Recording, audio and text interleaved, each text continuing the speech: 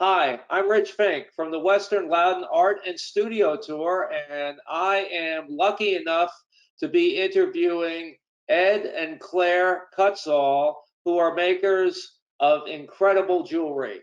How are you folks doing today? We're doing great. Me too. Good. Can you tell me something about your artist journey? It's been a long one. We started 40 years ago. Probably thinking we were going to do one thing and ended up doing something else. We thought we would sell gemstones. We were quite interested in that. And we ended up making jewelry to sell gemstones. And that's sort of how we got off into the tangent of making jewelry, which we've been doing for a long time. Oh, good, good, interesting. So over 40 years with the gemstones and the jewelry making, how has your techniques changed over time? You know, with the jewelry and stuff, because you do your own designs, correct? We do. We actually do most of all of the manufacturing as well. So if anything, the designs have changed as our manufacturing has expanded and gone into other techniques and areas. Claire started cutting colored gemstones quite a few years ago now. About 30. About 30 years ago now.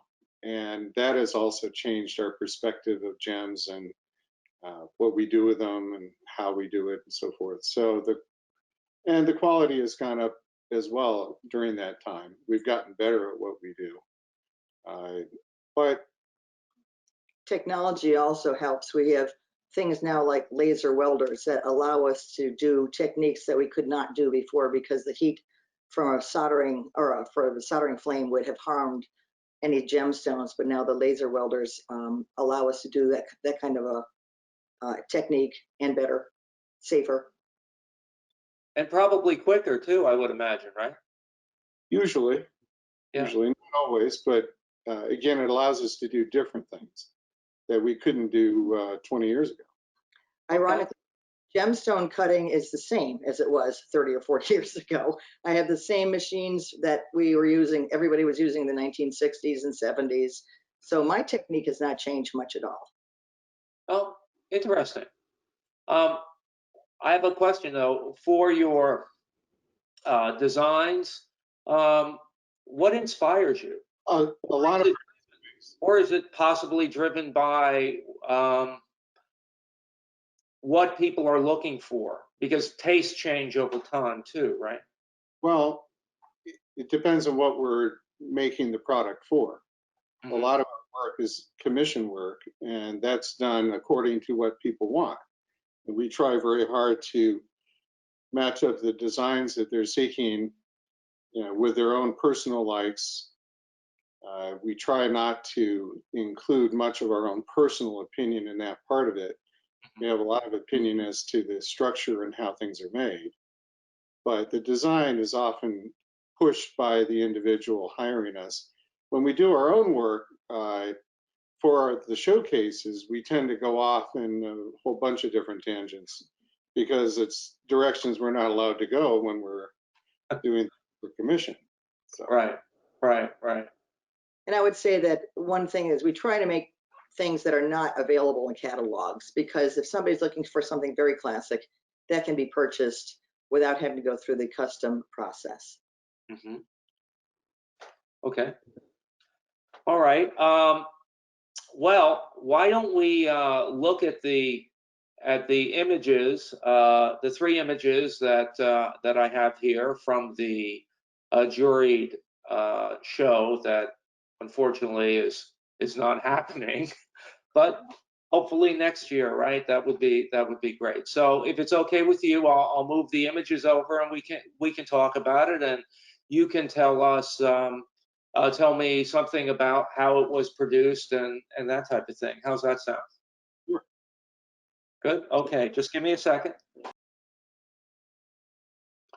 Okay, and here we are. And if you're wondering why I picked these three things, I usually my choices are usually three different things, because I think I want to get a sense for our viewers here on how different each one of these are, and how many, skills are involved in actually making these beautiful products. So if you would, let's start at the left side, which is, I guess you would call it a claw piece. Would that be right? Yes, you could call it that. We happen to have a large egg that was made of emerald that we had, and we were naturally thinking about things that can grab an egg, and a claw came to mind, and that piece is actually made by Logan, our son. Ah, He had an inspiration for a combination of colors of the emerald. Some black diamonds are in it, and the claw being a character out of some mythical thing. mm-hmm. And kind of went to town. A little bit of a surprise, I think, for others here, but we enjoyed putting it together. So that, if there was inspiration, I guess that was sort of where it came from. But out of the blue, nobody here was expecting that. So really the stone came first, is what you're saying, right? In that particular instance, yes, the stone Yeah. came, and the inspiration came from that. It was pretty large, and again, not something we normally have, so we decided to do something a little different than that. Okay. Well, it's really beautiful. It really is, and that is gold, right? Around. Yeah, Yeah. Okay. and with a little darkening for some textural purposes. But yeah, and the black diamonds on the channel. I think there are a couple tiny little diamonds in the claws themselves that are white diamonds. Oh. Then the channel that you show around the bail are actually black diamonds, I believe. Oh, okay. So there's that. The next piece are the fox heads, maybe? Yeah, fox heads. Yeah. Every now and then we do try to make some jewelry that's applicable to the hunt scene. Our name, Hunt Country Jewelers, implies it, although it is a double entendre. My wife's maiden name was Hunt, and that's really where the name came from. Oh. But be that as it may, the foxes, we've actually made a number of fox heads because of the theme and the region that we're in. So we've, over the years, made a number of fox-related pieces. And when he says makes, he means he carves out of wax, the lost wax casting process. So each of these pieces has originally been carved in wax, and Okay. then we cast them in whatever metal we need. Right. Well, let me ask you a question about the casting. So with these fox heads, is in the casting, are all of the details of the fur part of the casting as well, or is that done, afterward? In that instance, most of the texture is retained in the casting. When we do prototypes, we usually do very little finishing to preserve the integrity of the texture and the detail that's there. Okay. When we mold it, and for reproduction purposes, we do retain the vast majority of the detail that was put in the prototype. So in that instance, that texture is not a metal bench technique. It's actually from the casting and the texture put in there. Oh, okay. All right. Well, that's great. I mean, it really is. It's I mean, they're beautiful, and they're, as you say, they're part of Hunt Country. Yeah, a little different. The third ring, is that a spinel? I don't know if it's a spinel or a tanzanite. Oh, that's right. I can't recall what stone that was, although that is something that Claire cut. That design happens to be one from about 30 years ago. We were just dealing with a design approach where we wanted to include the setting part of it to be an integral part of the design. Mhm. So we're actually looking at a slightly decorative form of setting the stone, which is coming from the design itself. It's open, symmetrical detail, and it's something that we've done a lot of, not that particular design, but the open detailed work. And in that case, it's a symmetrical style. Mhm. So Well, it's really beautiful. It's really excellent. So you're saying this design goes back 3 decades, essentially.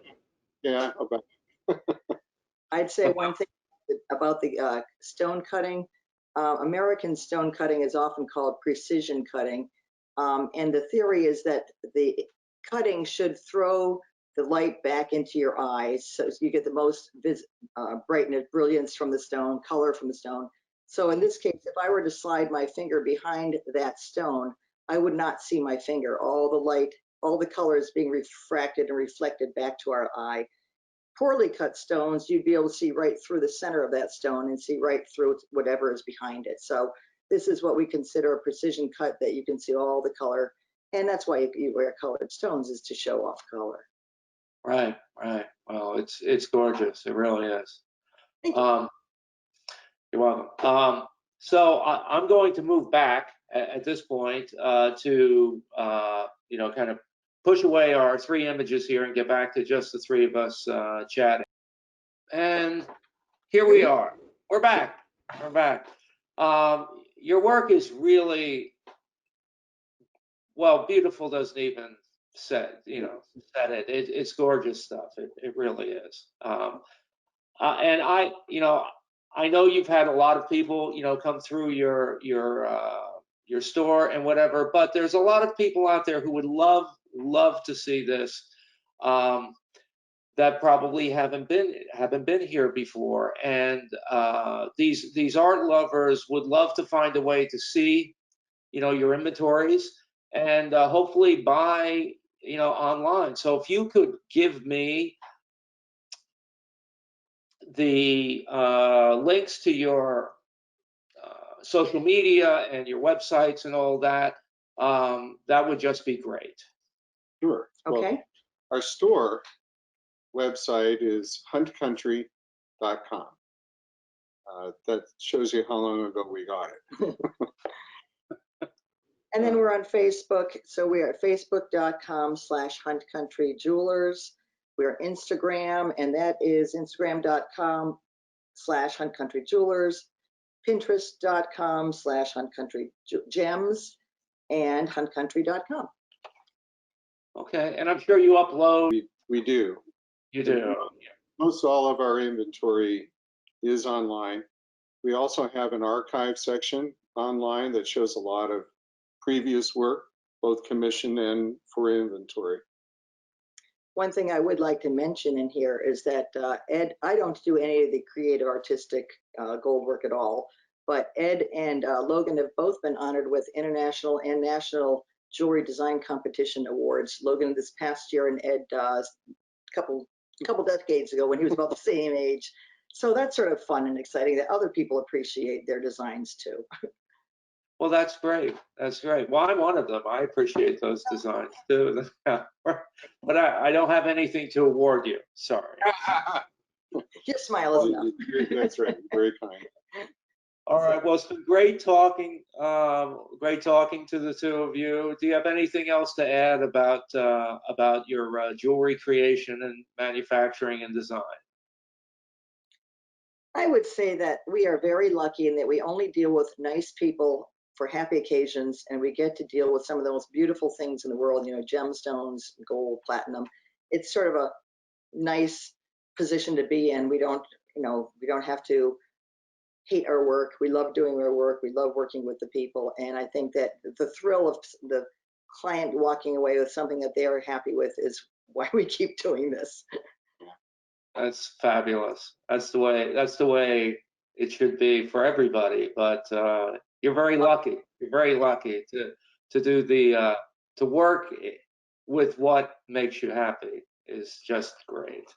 So it's been terrific talking to you, and One thing I want to mention to both of you is stay safe and stay healthy. And, you know, with a little luck, we'll have the tour next year and we can see more of your stuff then. That'll be Super. great. Yeah, we're looking forward to it. And thank you very much for putting up with all the IT issues, and because I can't do that. Okay. Take care. Great. And you too. All right. Well, you two have a great day. Thanks. You too. You too. All right. Bye-bye. Bye. Bye-bye.